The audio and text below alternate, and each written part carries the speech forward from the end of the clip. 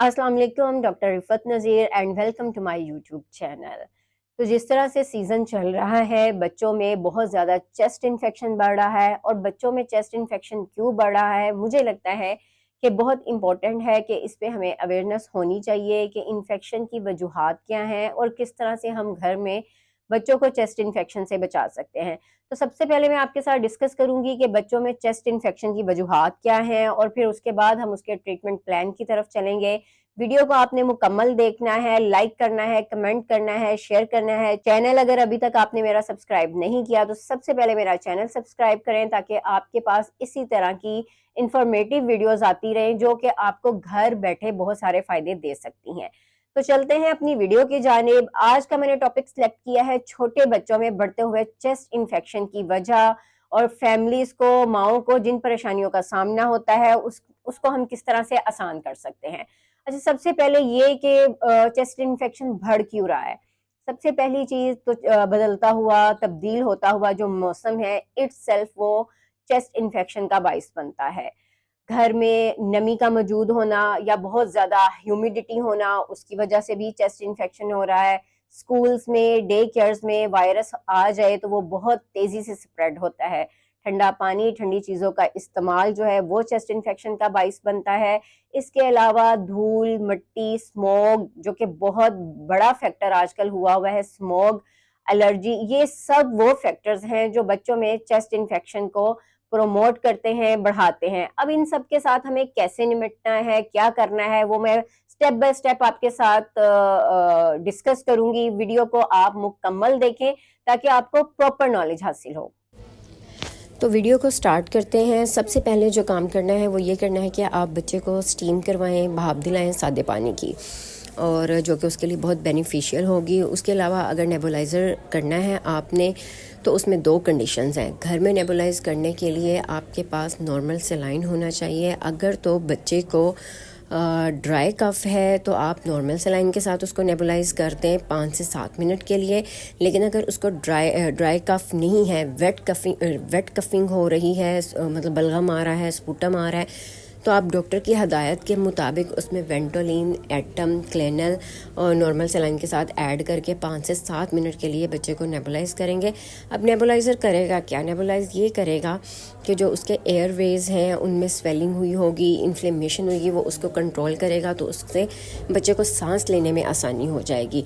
लेकिन जब भी आपने घर में नेबुलाइज करना है, आपने डॉक्टर से कंसल्टेंसी के बगैर डोज सेट की है मेडिसिन की, आपने खुद से नहीं करना। डॉक्टर से अच्छा सा मशवरा ले लें एक दफ़ा और उसके बाद बच्चे को घर पर ही आप नेबुलाइज़ करें।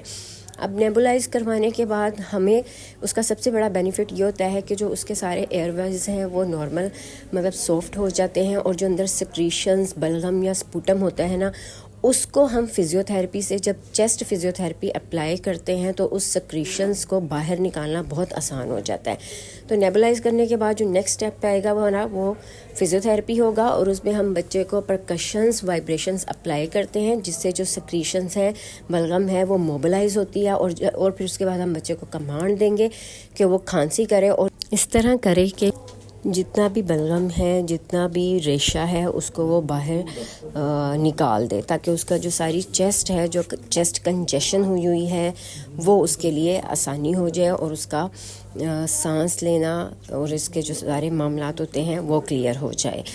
इसके अलावा ये मैं आपको सारा प्रैक्टिकल हैंड्स ऑन करके दिखाऊंगी कि घर में अपने बच्चे को किस तरह से चेस्ट फिजियोथेरेपी अप्लाई करनी है।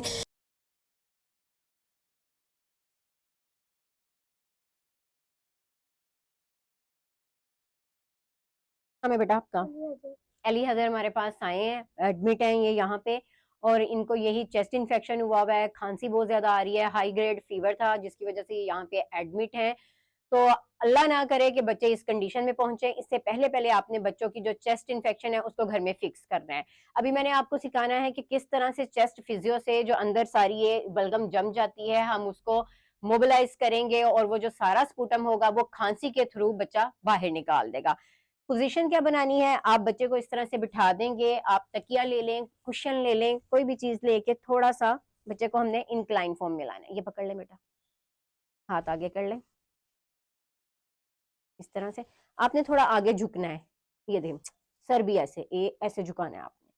ठीक है, ये हमारे पास पोजीशन आ गई है जहां पे मैं इनको चेस्ट फिजियो अप्लाई करूंगी। थेरेपी में हमने क्या करना है, हमने बच्चे को प्रिकॉशंस देनी है, वाइब्रेशंस देनी है। अब प्रिकॉशंस क्या होता है, उसको आप कपिंग भी बोलते हैं। उसके लिए जो आपके हैंड की पोजीशन है वो ये देखें, ये कप फॉर्म में होना चाहिए। इस तरह से अगर आप बिल्कुल सीधा रखेंगे तो वो बच्चे को पेन करेगा, स्ट्रेस फील होगा। कप फॉर्म में लगाएंगे, उसकी आवाज से आपको आइडिया हो जाएगा कि हमें इस तरह से करना है।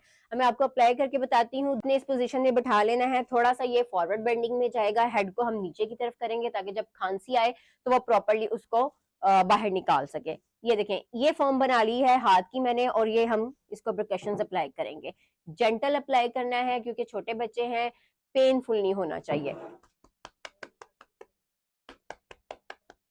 ये देखिए, ये आपको प्रॉपर एक कपिंग साउंड आ रही है, आपने ये करना है। और ये सारा जो है इनका, बेटा थोड़ा सा आपने ऐसे ऐसे। अच्छा, ये आप एक हाथ के साथ कर सकते हैं, दोनों हाथों के साथ भी कर सकते हैं, इस तरह से। ये इस तरह से। बेटा खांसी करो करो, ठीक है, खांसी करो, शाबाश, खांसी करो, खांसी करो, खांसी।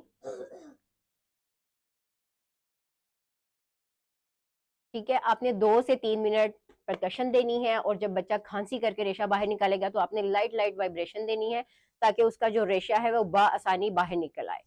करते हैं वीडियो का थर्ड पार्ट, जिसमें मैंने आपको वो एहतियातें बतानी है जिससे आप अपने घर के एनवायरनमेंट को इस काबिल बनाएंगे कि बच्चों को छाती का इन्फेक्शन ना हो या कंट्रोल में रहे।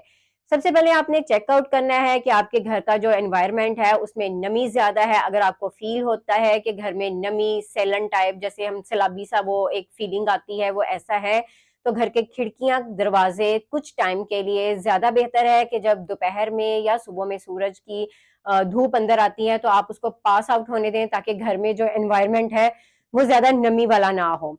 अगर आपको लगता है कि आपके घर की हवा में खुश्की ज्यादा है, ड्राईनेस है, तो आप ह्यूमिडिफायर का यूज करेंगे। ह्यूमिडिफायर नहीं है तो आप पानी की बाल्टी भर के रख सकते हैं ताकि जो खुश्क हवा है वो नाक, गला, उसको ड्राई कर देते हैं, जिसकी वजह से खांसी शुरू हो जाती है। तो पहला तो था कि हमने घर के एनवायरनमेंट को कंट्रोल करना है। उसके बाद हम बच्चों की एहतियाती तदाबीर की तरफ जाएंगे, जिसमें हमने बच्चों को गर्म कैसे रखना है। अपने बच्चों का नाक, गला और चेस्ट, ये 3 एरियाज हैं जिसको बड़े अच्छे से कवर रखना है और इसको गर्म रखना है। बच्चे स्कूल जा रहे हैं, स्कूल जाने के लिए एहतियाती तदाबीर ये है कि आपने बच्चों को हाथ धोने की आदत डालनी है ताकि वायरस या इन्फेक्शन जो है वो स्प्रेड ना करे। जाते हुए बच्चों को आप मास्क का यूज जरूर करवाएं और बच्चों को आपने प्रॉपर कवर करके फिर भेजना है। कौन सी डाइट हैं जो बच्चों को चेस्ट इन्फेक्शन को की रोकथाम कर सकती हैं या उसको कंट्रोल कर सकती हैं, तो आपने छोटे बच्चे जो 1 साल से ऊपर के हैं उनको आपने शहद का इस्तेमाल करवाना है। शहद अगर बच्चे डायरेक्ट यूज नहीं कर सकते, आप उनको नीम गर्म पानी में इस्तेमाल करवाएं। दूध गर्म दें, दूध हल्दी वाला दें, चिकन सूप आप दे सकती हैं। और विटामिन सी वाली जो हमारे पास गजाएं आती हैं, जिनमें हमारे पास ऑरेंज आ जाएगा, माल्टा आ जाएगा, किन्नू आ जाएगा, लीमू आ जाएगा, आप बच्चों को ये वाली गजाएं इस्तेमाल कराएं ताकि वो वार्म अप रहें और चेस्ट इन्फेक्शन से बचे रहें। इसके अलावा सबसे इम्पोर्टेंट चीज ये है कि जब आपको पता है कि स्मोक वाले डेज चल रहे हैं तो आपने घर से बहुत कम बाहर निकलना है। और अगर आपको जरूरत है, मजबूरी है घर से आपका या बच्चों का बाहर निकलना, तो विदाउट मास्क आप बच्चों को बाहर लेके नहीं जाएंगे। प्रिकॉशंस आपके साथ मैंने शेयर कर दिया, जिसमें एक मोस्ट इंपॉर्टेंट मैं आपके साथ शेयर करना भूल गई। बच्चों को आपने इस मौसम में आइसक्रीम से, ठंडे पानी से, खट्टी चीजों से, ठंडी चीजों से मुकम्मल तौर पे मना कर देना है। अब मैं आपके साथ डिस्कस करूंगी कि बच्चे की कंडीशन किस तरह की हो जाए जहां पे आपने कोई रिस्क नहीं लेना, कोई घर में ट्रीटमेंट नहीं देना, कोई आपने खुद से उसकी जो है वो इलाज करने की कोशिश नहीं करनी। आपने फौरन से पहले बच्चे को डॉक्टर के पास ले जाना है। सबसे पहले आप देखें, अगर तो बच्चा सांस बहुत तेजी से ले रहा है, बच्चे की पसलियां जो है वो अंदर की तरफ धस गई हैं, बच्चा दूध पीना, खाना खाना छोड़ गया है, तो आप उसको फौरन से डॉक्टर के पास लेके जाएंगे। या अगर बच्चे का जो फीवर है वो 102 से ऊपर है, फीवर कम नहीं हो रहा, 3 दिन के अंदर अंदर बच्चे की खांसी ठीक नहीं होती, तो ये रेड फ्लैग्स हैं, अलार्मिंग कंडीशन है, जहां पे आपको अपने बच्चे को फौरन से पहले डॉक्टर के पास लेके जाना है। तो मेरी सारे वालिदैन को ये एक रिक्वेस्ट है कि जिस तरह का सीजन चल रहा है, आप थोड़ी सी सीजनल केयर, बच्चों को एहतियात, उनको गर्म करके, उनको खुराक के थ्रू, उनको नेबुलाइज करके या चेस्ट फिजियोथेरेपी करके बच्चों को निमोनिया से या खतरनाक कंडीशन से बचा सकते हैं। Thank you so much. Video को लाइक करें, कमेंट करें, शेयर करें।